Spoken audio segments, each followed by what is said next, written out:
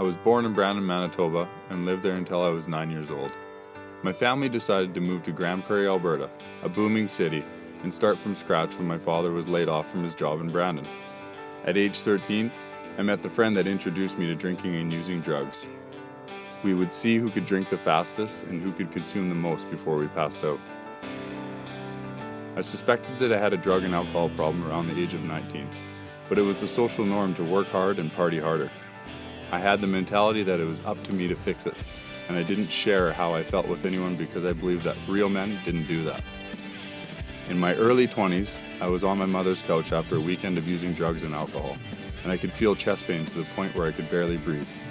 As I was curled up in the fetal position and clenching my chest with agony and short breaths, my mother said she was going to call 911. I said, "Don't call anyone, Mom, you need to hang up the phone," as I groaned in pain. I made a deal that I would go to the hospital if she drove me there and waited with me. After some time in the emergency room, I was hooked up to a bunch of wires and monitors. I was starting to get scared. After a short conversation with the doctor, he asked everyone to leave the room and told me to stop doing drugs and change my life, or I was going to have a heart attack or develop another serious health condition.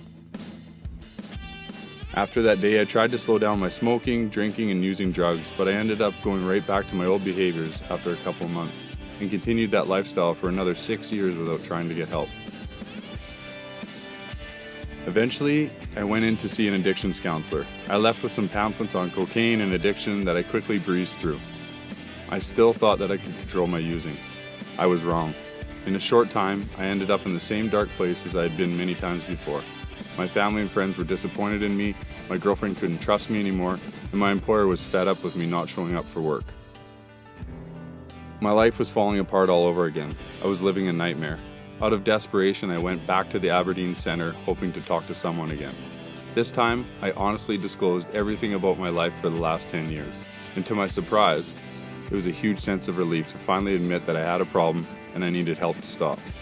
I didn't think that getting vulnerable and sharing my shameful experiences would help me get on the path to recovery, but it did. The counselor and I started working together to stay abstinent from drugs and alcohol. I started going to a recovery and relapse prevention group where we would discuss addiction issues and how to cope with life differently.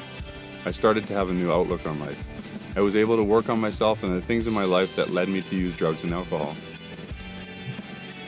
Today, I'm 7.5 years clean. I still go to counseling sessions and continue to work on my recovery. In my experience, getting honest and admitting I had a problem and sharing my story with that counselor was what I needed to initiate change in my life. Now, I help people in addiction by listening to their story, encouraging them to ask for help and supporting them on their own journey.